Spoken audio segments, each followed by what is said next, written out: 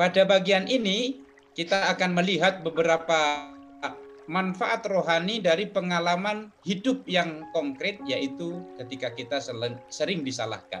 Dan apa yang saya bagikan ini adalah pengalaman rohani Santa Teresa Avila. Tentu ada beberapa hal yang saya gabungkan dengan pengalaman konkret kita sebagai manusia. Sangat relevan karena setiap kita pernah merasa disalahkan dengan tidak adil, ya. Disalahkan karena kita memang salah, itu bukan topik pembahasan ini. Disalahkan dengan tidak adil, itu intinya, ya. Dipersalahkan dengan tidak adil. Kita mengalaminya dalam hidup kita sehari-hari. Maka bagaimana kita menghadapi itu? Adakah manfaat ketika kita disalahkan, dan pada saat disalahkan itu kita tidak bisa berbuat apa-apa? Apakah kita kemudian ya sudah menyerah, lalu kemudian menguntuki diri, putus asa, atau kita bisa menimba manfaat rohani dari pengalaman disalahkan itu? Nah, itu kurang lebih mengapa tema ini saya mau bagikan kepada saudara-saudariku sekalian.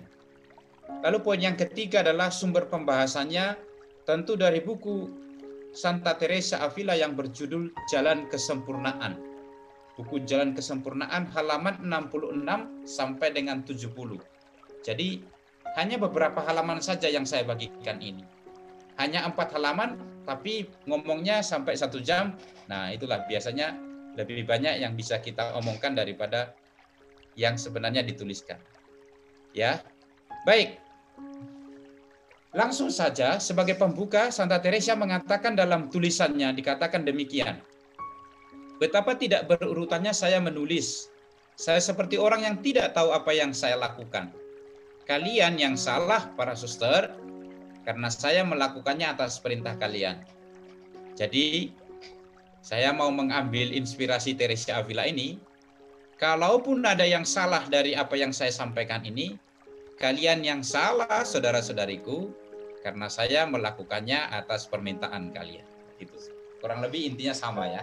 Jadi Santa Teresa itu menulis sesuatu, tapi mau dikatakan lebih mendalam adalah bahwa dia melakukan itu bukan atas pertama-tama keinginan. Siapa Santa Teresa Avila? Mungkin sudah banyak yang ikut pengajaran sebelumnya, tapi mungkin ada 1-2 yang baru pertama berkenalan. Maka baik saya sampaikan secara singkat. Santa Teresa Avila itu adalah seorang suster yang lahir tanggal 28 Maret di Avila tahun 1515. Jadi sudah kurang lebih 5 abad yang lalu. Dia dilahirkan dari keluarga Yahudi Kristen dan keluarga kaya. Jadi dia seorang suster Karmel, ya. Jadi spiritualitasnya ini yang dihidupi juga oleh kami para Karmelit. Lalu kemudian Teresa Avila ini pernah diangkat menjadi priorin. Priorin itu adalah pemimpin komunitas di biara penjelmaan. Para suster ini tidak senang dengan dia. Maka dia sering mendapatkan banyak juga ungkapan dipersalahkan. Dia sering disalahkan, tidak senang, bahkan hampir diusir juga. Itu pengalaman konkret dari Santa Teresa Avila. Jadi apa yang membuat dia tidak disenangi? Itu karena Santa Teresa ini membaharui hidup membiara. Membaharui hidup membiaranya dalam arti begini, dia melihat hidup para suster waktu itu tidak terlalu baik. Sudah longgar, tidak sesuai lagi dengan yang semestinya seorang biarawan, maka dia membaharui. Karena itu dia kemudian membuat pembaharuan itu. Nah, dalam gerakan pembaharuan inilah dia menerima banyak tantangan dari para susternya, dari orang-orang sekitarnya. Ini hal yang lumrah. Ketika kita ada satu hal yang baik, yang kita perjuangkan, yang kemudian bisa kita dapat adalah mungkin bisa dipersalahkan, mungkin juga kita bisa tidak disenangi, bahkan hendak disingkirkan. Itu pengalaman konkret Santa Teresa. Dan tentu dari pengalaman itulah lahir refleksinya tentang bagaimana kita menimba manfaat rohani dari hidup yang dipersalahkan. Ya, secara singkat dia meninggal 4 Oktober 1582, dibeatifikasi 24 April, dikanonisasi 12 Maret, dan kemudian diangkat menjadi pujangga pada 27 September. Diangkat juga menjadi pelindung orang sakit. Ya, pestanya diperingati setiap tanggal 15. Jadi sudah kita rayakan pesta Santa Teresa dari Avila 15 Oktober yang lalu. Itu riwayat singkat siapa Santa Teresa Avila. Tidak begitu panjang. Nanti dalam pengajaran yang lain mungkin ada sesi-sesi yang lebih panjang tentang riwayat hidupnya. Tapi setidaknya kita tahu bahwa dia adalah seorang suster yang hendak membaharui hidup para suster dan menerima banyak tantangan, juga dipersalahkan, dan itu melahirkan refleksi yang mendalam tentang hidup rohani. Nah, jadi pengalaman dipersalahkan itu adalah pengalaman konkret di kantor. Dalam banyak pengalaman, ada orang-orang tertentu yang selalu disalahkan oleh bosnya, oleh atasannya. Jadi dia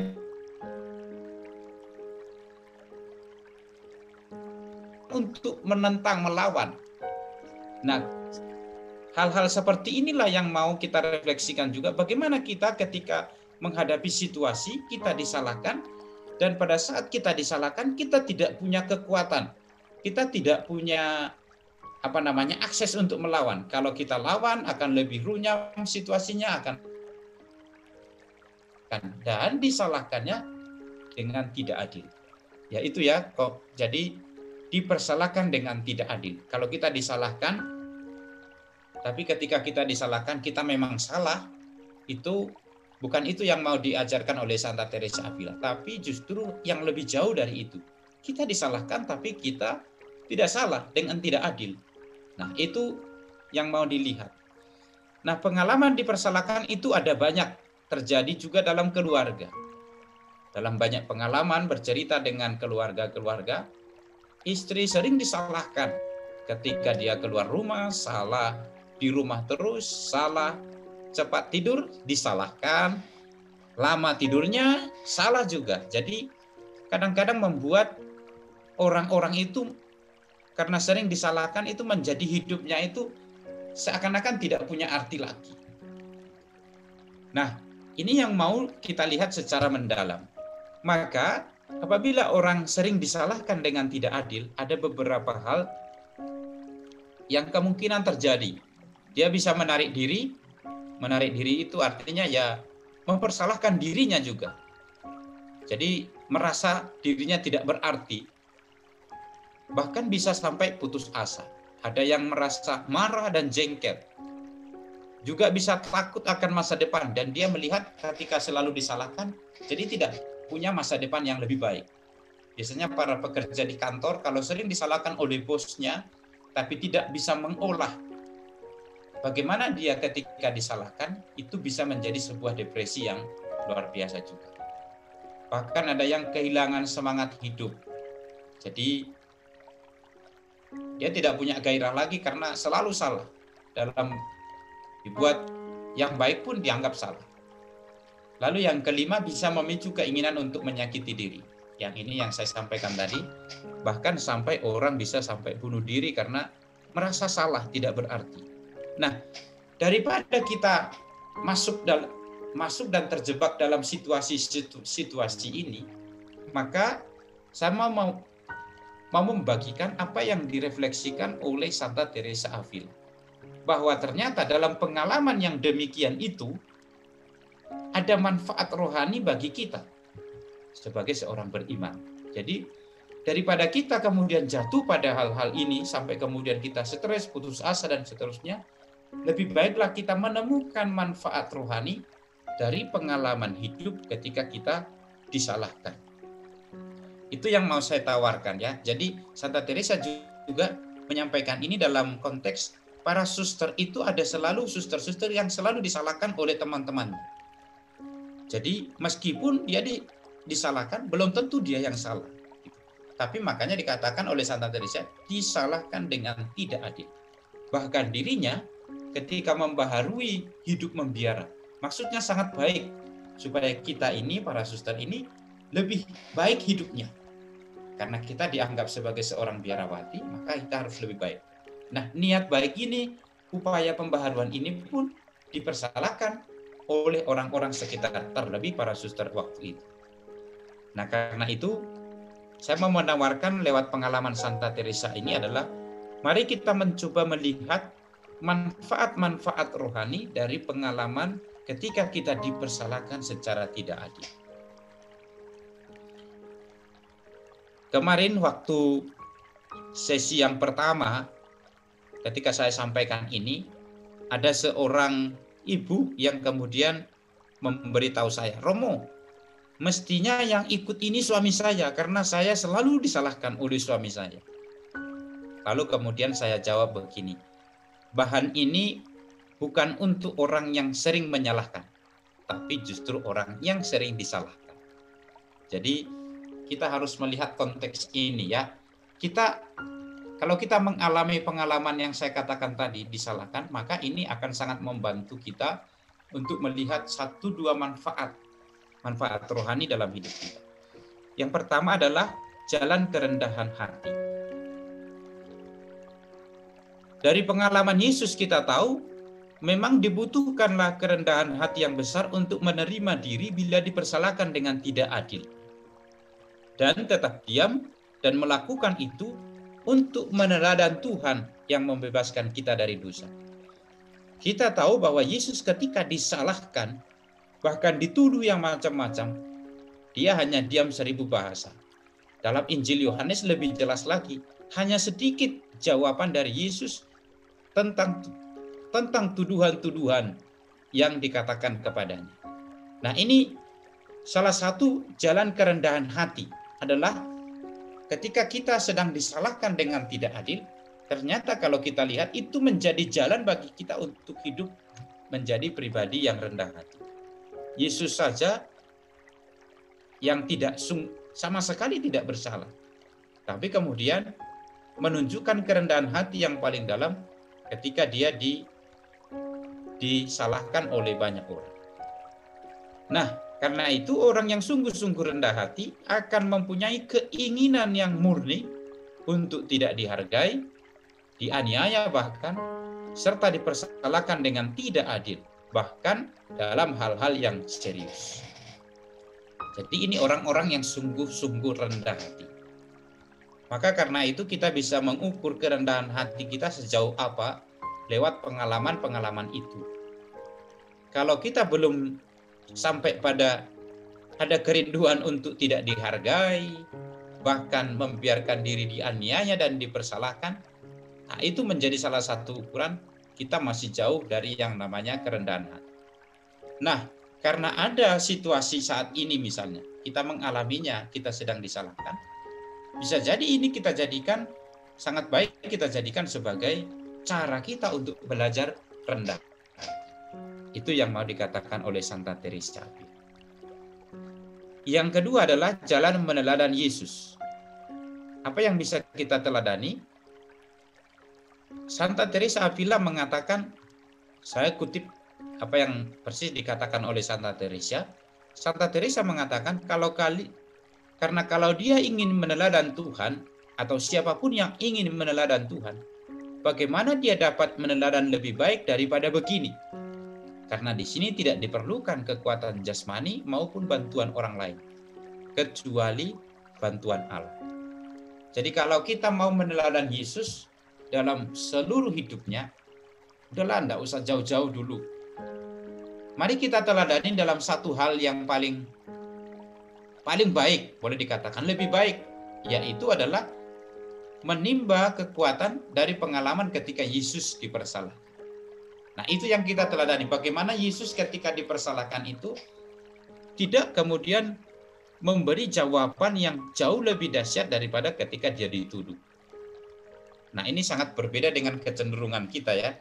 Kecenderungan kita kalau kita disalahkan, selain kita ingin mengatakan kebenaran, tapi jauh lebih itu, kita ingin mempersalahkan orang itu. Jadi bisa lebih buruk daripada apa yang dibuatnya sebelumnya. Maka kita diajak untuk meneladani Yesus dari pengalaman itu.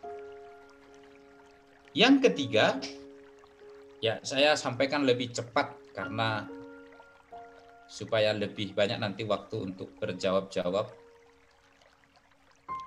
Yang ketiga adalah menjadikan pengalaman dipersalahkan itu sebagai mati raga. Bagaimana itu bisa terjadi? Santa Teresa mengatakan dan menasihati para susternya kurang lebih begini. Saya ingin agar kalian mempelajarinya baik-baik dan marilah kita menjadikannya sebagai mati raga kita. Jadi pengalaman rohani, pengalaman hidup yang disalahkan itu ternyata bisa memiliki makna rohani sebagai mati raga. Seringkali kita melihat dan melihat dan mengalami, bahkan cenderung berpikir bahwa mati raga itu adalah mengurangi makan, mengurangi minum, pokoknya hal-hal yang begitu. Tapi kalau kita belajar dari apa yang dikatakan Santa Teresa, ini jauh lebih baik kita jadikan. Jadi situasi konkret ketika kita disalahkan, ketika kita menerima, itulah sebagai mati raga kita. Jadi mati raga yang lebih dahsyat bahkan. Dia katakan demikian, sebagaimana kalian tahu, saya tidak setuju atau mencela mati raga lain yang berlebihan, yang bila dijalankan dengan tidak bijaksana dapat merugikan kesehatan. Jadi waktu itu ada para suster yang senang mati raga, makannya sedikit, berpuasa 3 kali seminggu atau bahkan setiap hari berpuasa. Dan masih banyak lagi cara-cara yang membuat mereka ingin mencapai kesucian. Sampai kemudian ada beberapa para suster itu karena puasanya begitu terlalu banyak sampai sakit, akhirnya tidak bisa ikut ibadat dan macam-macam yang lain. Nah, Santa Teresa mengatakan, jadikanlah pengalaman ketika disalahkan itu sebagai pengalaman mati raga yang tidak merugikan kesehatan. Jadi kadang-kadang ada orang yang begitu kuat dalam puasa, mati raga, pantang, tapi begitu disalahkan sedikit, wah itu menyerangnya 3 kali lebih dahsyat. Nah, tapi bagi Santa Teresa, ya dia mencela justru cara-cara yang demikian. Justru cara yang baik adalah, ya sudahlah kalau makan saja dan seterusnya. Tapi ketika kita berhadapan dengan situasi, ketika disalahkan, ini kita manfaatkan, kita jadikan sebagai sarana kita untuk bermati raga, mengekang keinginan dan kecenderungan yang kurang baik. Yang keempat adalah